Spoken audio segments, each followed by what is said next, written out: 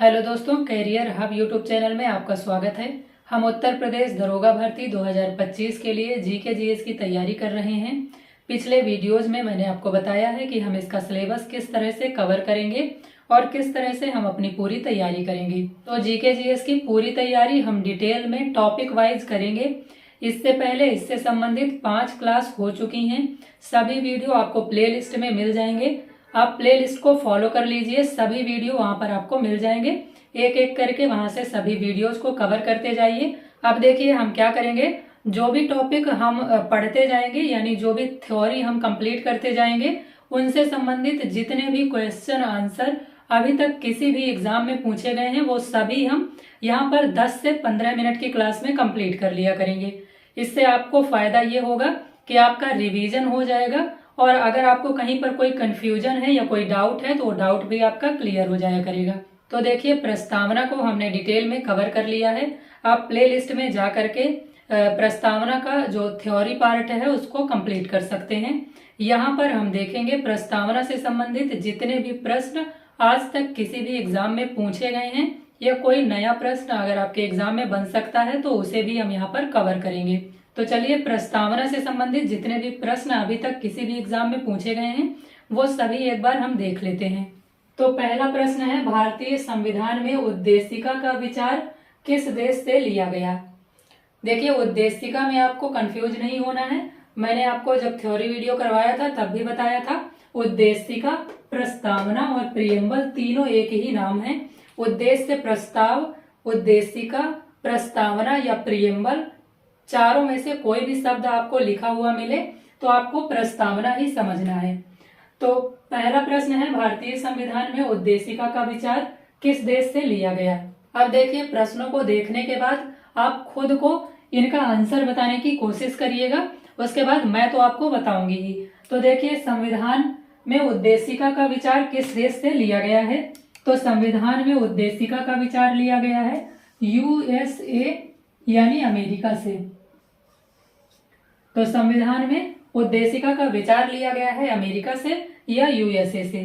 दूसरा प्रश्न है, संविधान में उद्देशिका की भाषा किस देश से ली गई है। तो अगर आपसे उद्देशिका किस देश से ली गई है ये पूछा जाए तो आपको आंसर पता है, यूएसए यानी अमेरिका से संविधान की प्रस्तावना को या उद्देशिका को ग्रहण किया गया है। अब अगर आपसे प्रश्न पूछा जाए कि उद्देशिका की भाषा को किस देश से लिया गया है, तो उद्देशिका की भाषा को लिया गया है ऑस्ट्रेलिया के संविधान से। ऑस्ट्रेलिया के संविधान से उद्देशिका या प्रस्तावना की भाषा को लिया गया है और उद्देशिका या प्रस्तावना के कॉन्सेप्ट को लिया गया है अमेरिका या यूएसए के संविधान से। तीसरा प्रश्न है, संविधान की प्रस्तावना में अब तक कितनी बार संशोधन किया जा चुका है। अगर आपने डिटेल में जो थ्योरी वाली वीडियो है वो देखी होगी तो इनमें से सभी प्रश्नों का उत्तर आपको पता होगा। तो संविधान की प्रस्तावना या उद्देशिका में अब तक सिर्फ एक बार संशोधन हुआ है। तो इस प्रश्न का उत्तर है एक बार, यानी संविधान की प्रस्तावना या संविधान की उद्देशिका में अब तक सिर्फ एक बार संशोधन किया गया है। और ये संशोधन कब हुआ है और कौन सा संशोधन है, तो ये संशोधन है 42वां संविधान संशोधन, संविधान संशोधन 1976। तो संविधान की प्रस्तावना में अब तक सिर्फ एक बार संशोधन किया गया है और ये कौन सा संशोधन है, तो ये है 42वां संविधान संशोधन 1976। चौथा प्रश्न है, प्रस्तावना में संशोधन करने के लिए कौन सा संविधान संशोधन किया गया है। तो देखिए, अभी हमने देखा प्रस्तावना में संशोधन 42वें संविधान संशोधन 1976 के माध्यम से किया गया है। तो इस प्रश्न का उत्तर यही होगा जो अभी हमने देखा, 42वां संविधान संशोधन 1976। पांचवा प्रश्न है, किसने प्रस्तावना को संविधान की आत्मा कहा है। तो यहाँ पर आपको कंफ्यूज नहीं होना है। प्रस्तावना को संविधान की आत्मा कहा है ठाकुरदास भार्गव जी ने। ठाकुरदास भार्गव जी ने। इसके अलावा कहीं कहीं पर आप देखते होंगे, आपसे पूछा जाता है कि डॉक्टर भीमराव अंबेडकर ने किसे संविधान की आत्मा कहा है। तो डॉक्टर भीमराव अंबेडकर ने आर्टिकल 32 जो संवैधानिक उपचारों का अधिकार है, जब हम मूल अधिकारों को पढ़ेंगे तो ये हम समझेंगे। आर्टिकल 32 जो संवैधानिक उपचारों का अधिकार है, डॉक्टर भीमराव अंबेडकर ने इस आर्टिकल 32 को या संवैधानिक उपचारों के अधिकार को ही संविधान की आत्मा कहा है।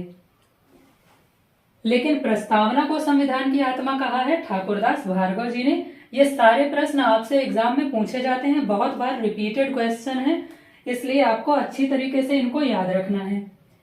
फिर छठवां प्रश्न है, किसने प्रस्तावना को पहचान पत्र कहा है? तो देखिए, संविधान की आत्मा कहा है प्रस्तावना को ठाकुरदास भार्गव जी ने, और संविधान की प्रस्तावना को संविधान का पहचान पत्र कहा है N.A. पालखीवाला ने।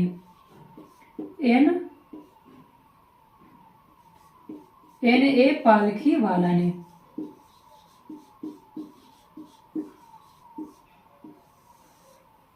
तो संविधान की आत्मा कहा है ठाकुरदास भार्गव जी ने, और संविधान का पहचान पत्र कहा है N.A. पालखीवाला ने।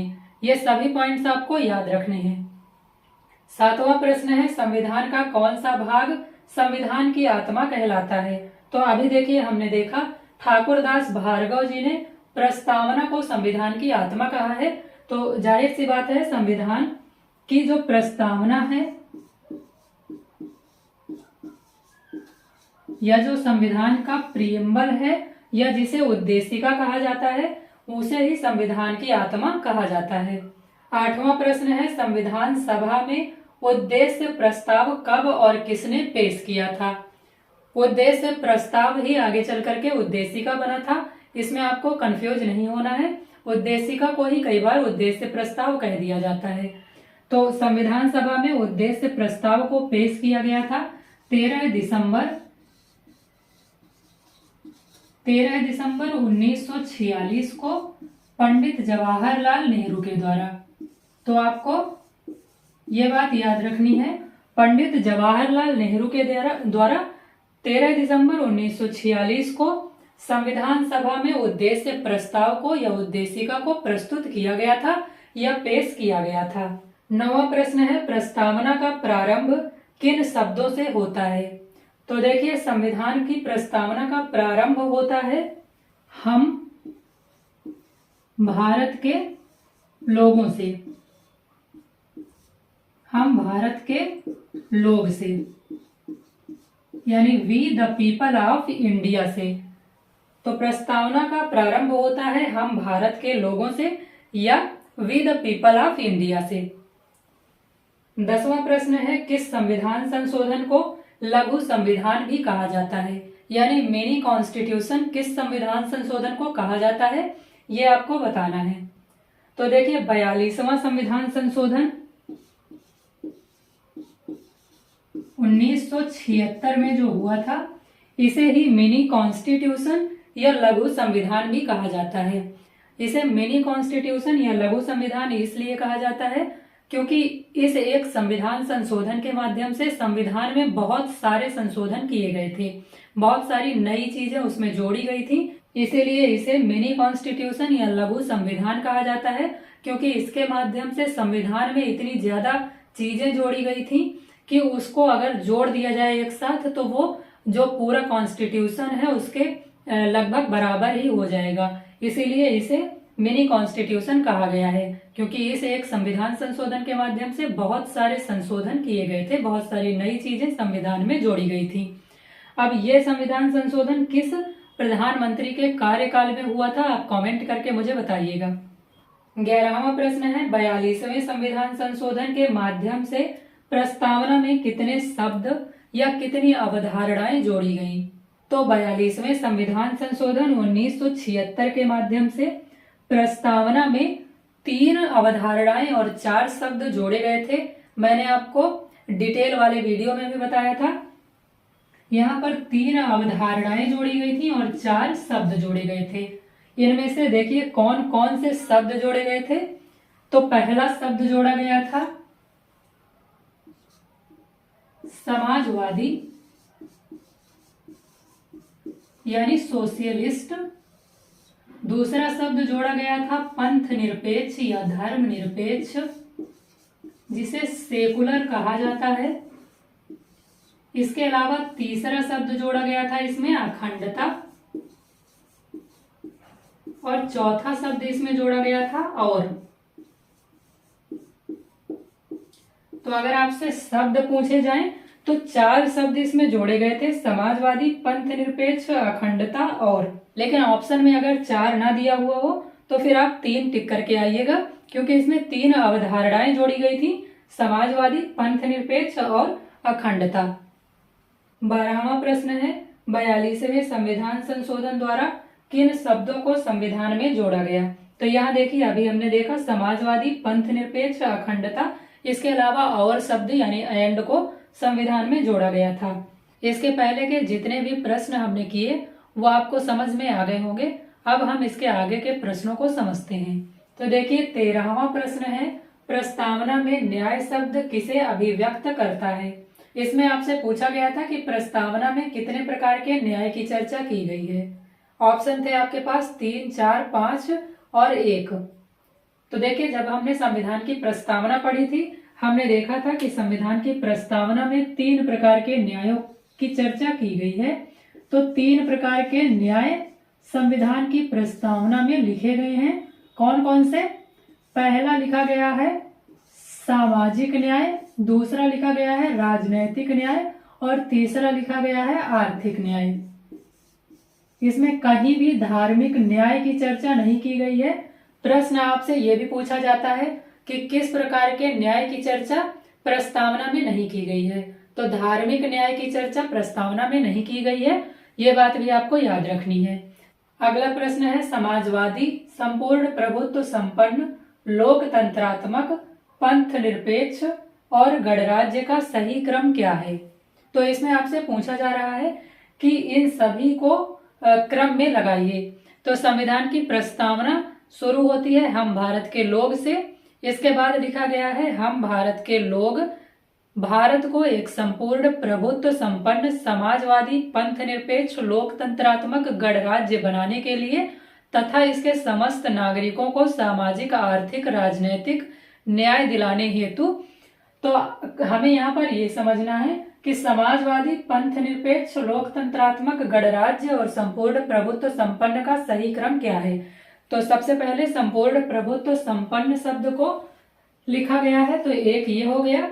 दूसरे में समाजवादी लिखा गया है, संपूर्ण प्रभुत्व संपन्न, समाजवादी, पंथ निरपेक्ष, लोकतंत्रात्मक, गणराज्य। तो क्रम हो गया संपूर्ण प्रभुत्व संपन्न, समाजवादी, पंथ निरपेक्ष, लोकतंत्रात्मक और गणराज्य। ये क्रम आप याद कर लीजिएगा, इससे बहुत बार प्रश्न पूछ लिए जाते हैं। अगला प्रश्न है, प्रस्तावना में धर्मनिरपेक्ष शब्द का क्या अर्थ है। जब हमने प्रस्तावना को समझा था तो हमने सभी ये जितने भी टर्म हैं, संपूर्ण प्रभुत्व संपन्न, समाजवादी, पंथ निरपेक्ष, लोकतंत्रात्मक और गणराज्य, इन सभी का अर्थ समझा था। प्रश्न देखिए, आपसे पूछा गया है धर्मनिरपेक्ष या पंथ निरपेक्ष शब्द का अर्थ क्या है। तो पंथ निरपेक्ष या धर्मनिरपेक्ष का अर्थ है राज्य का कोई धर्म नहीं होगा, राज्य का कोई धर्म नहीं होगा, लेकिन देश के अंदर रहने वाले यानी राज्य के अंदर रहने वाले नागरिक किसी भी धर्म को मान सकते हैं, किसी भी धर्म से संबंधित आचरण कर सकते हैं।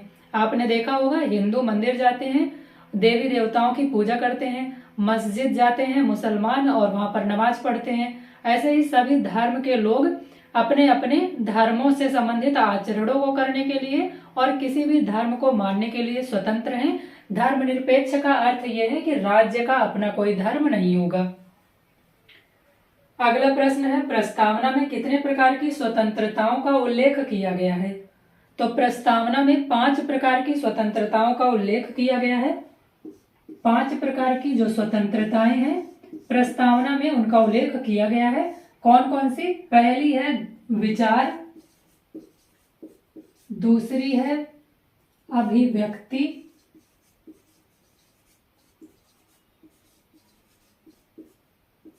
पहला है विचार, दूसरी है अभिव्यक्ति, तीसरी है विश्वास, चौथा है धर्म पांचवी है उपासना। तो ये 5 प्रकार की स्वतंत्रताओं का जिक्र संविधान की प्रस्तावना में किया गया है। कौन कौन सी? विचार, अभिव्यक्ति, विश्वास, धर्म और उपासना। अगला प्रश्न है, किस वाद में सर्वोच्च न्यायालय ने यह घोषित किया कि प्रस्तावना संविधान का भाग नहीं है? तो देखिए, इससे संबंधित यानी प्रस्तावना से संबंधित 2 वाद हुए थे। पहला वाद हुआ था बेरूबारी वाद 1960 में और दूसरा वाद हुआ था केशवानंद भारती वाद 1973 में।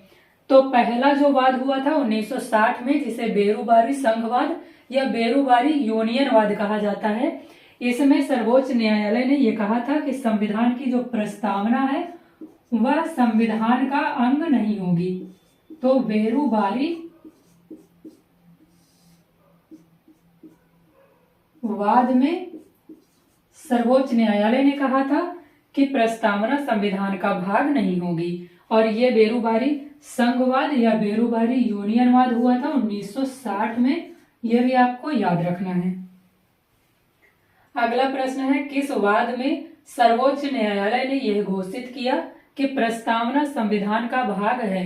तो अभी देखिए, मैंने आपसे कहा कि इससे संबंधित 2 वाद हुए थे, एक बेरूबारी वाद 1960 में और दूसरा केशवानंद भारती वाद 1973 में। तो जाहिर सी बात है, दूसरा जो वाद हुआ था केशवानंद भारती वाद, उसमें संविधान का अंग माना गया प्रस्तावना को, और ये वाद हुआ था 1973 में। तो ये दोनों वाद आपको याद रखने हैं। अगला प्रश्न है, प्रस्तावना के अनुसार भारत के शासन की सर्वोच्च सत्ता किसमें निहित है? तो हमने देखा था कि भारत के शासन की सर्वोच्च शक्ति या भारत के शासन की सर्वोच्च सत्ता भारत की जनता या भारत के लोगों में निहित है। प्रस्तावना शुरू ही हम भारत के लोगों से होती है, तो भारत की जो शासन की सर्वोच्च सत्ता है या भारत की शासन की जो सर्वोच्च शक्ति है वो भारत के लोगों में या भारत की जनता में निहित है। अगला प्रश्न है, सामाजिक, आर्थिक, राजनैतिक न्याय किस देश से ग्रहण किए गए हैं? तो देखिए, अभी हमने देखा था संविधान की जो प्रस्तावना है उसमें 3 प्रकार के न्याय की चर्चा की गई है, सामाजिक, आर्थिक और राजनीतिक। तो ये आपसे पूछा गया है कि भारत की जो प्रस्तावना है उसमें सामाजिक, आर्थिक, राजनैतिक न्याय किस देश से ग्रहण किए गए हैं? तो ये ग्रहण किए गए हैं रूस के संविधान से। इस तरह के प्रश्न आपको बार बार एग्जाम में देखने के लिए मिलते हैं, क्योंकि जो भारत का संविधान है वह उधार का संविधान है। हर देश से कुछ न कुछ ग्रहण कर करके हमने अपना संविधान बनाया है। अगला प्रश्न है, संपूर्ण प्रभुत्व संपन्न का अर्थ क्या है? तो इसका अर्थ है कि देश को सभी आंतरिक और बाह्य निर्णय लेने की स्वतंत्रता होगी। आंतरिक और बाह्य जितने भी निर्णय होते हैं वो सभी लेने की स्वतंत्रता देश को होगी। इसे ही कहा जाता है कि संपूर्ण प्रभुत्व संपन्न है कोई देश, अगर वह अपने सभी आंतरिक और बाह्य निर्णय स्वयं ले सकता है। अगला प्रश्न है, प्रस्तावना में प्रयुक्त स्वतंत्रता, समानता और बंधुत्व शब्द किस क्रांति से प्रेरित हैं? तो देखिए, स्वतंत्रता, समानता, बंधुत्व शब्द फ्रांस की क्रांति से प्रेरित हैं या फ्रांस से हमारे संविधान में ग्रहण किए गए हैं। तो फ्रांस की क्रांति से लिए गए हैं समानता, स्वतंत्रता और बंधुत्व शब्द। अगला प्रश्न है, प्रस्तावना में कितने प्रकार के न्याय? पहला देखिए, इसमें पूछा गया है कितने प्रकार के न्याय, दूसरा पूछा गया है कितनी प्रकार की स्वतंत्रताएं, तीसरा पूछा गया है कितनी प्रकार की समानताएं और कितने प्रकार की अखंडता का जिक्र किया गया है। तो इसमें आपसे न्याय, स्वतंत्रता, समानता और अखंडता कितने कितने प्रकार की संविधान की प्रस्तावना में बताई गई है, ये प्रश्न पूछा गया है। तो देखिए, न्याय हमने अभी देखा, 3 प्रकार के न्याय की चर्चा संविधान में की गई है। तो 3 प्रकार के न्याय की चर्चा। स्वतंत्रताएं अभी हमने देखी, 5 प्रकार की जो स्वतंत्रताएं हैं प्रस्तावना में उनके बारे में बताया गया है। विचार, अभिव्यक्ति, विश्वास, धर्म और उपासना। तो यहाँ पर 5 प्रकार की स्वतंत्रताएं हो गई। अगला है समानता। तो यहाँ पर 2 प्रकार की जो है वो समानताएं बताई गई हैं और अखंडता सिर्फ एक शब्द लिखा गया है। समानता कौन कौन सी? तो 2 प्रकार की समानताएं हैं। इसमें एक है प्रतिष्ठा की समानता, एक है अवसर की समानता। अब ये देखिए, सभी प्रश्न आपके प्रीवियस ईयर्स में पूछे गए प्रश्न हैं, तो इनको आपको ठीक से याद कर लेना है, समझ लेना है। इससे बाहर इसमें और कुछ भी पूछा नहीं जाएगा, इसके लिए आप निश्चिंत रहिए। अगला प्रश्न है, प्रस्तावना में गणतंत्र का अर्थ क्या है? तो गणतंत्र का अर्थ है कि देश का जो सर्वोच्च संवैधानिक पद होगा। अब आप मुझे कमेंट करके बताइएगा कि हमारे देश का सर्वोच्च संवैधानिक पद कौन सा है। तो देखिए, जो देश का सर्वोच्च संवैधानिक पद होता है उस पर कोई भी आम नागरिक बैठ सकता है, उसके लिए चुनाव लड़ सकता है। ये होता है गणतंत्र का अर्थ। यानी यहाँ पर साफ साफ ये बात कही गई है कि जो देश का सर्वोच्च संवैधानिक पद होगा उस पर कोई भी आम नागरिक बैठ सकता है। ऐसा नहीं है कि राजा का बेटा ही राजा बनेगा। तो उम्मीद है कि आपको वीडियो पसंद आई होगी। वीडियो अगर आपको पसंद आई हो तो वीडियो को लाइक कर दीजिएगा। हमारे चैनल पर नए आए हैं तो चैनल को सब्सक्राइब कर लीजिएगा। मिलते हैं नेक्स्ट वीडियो में।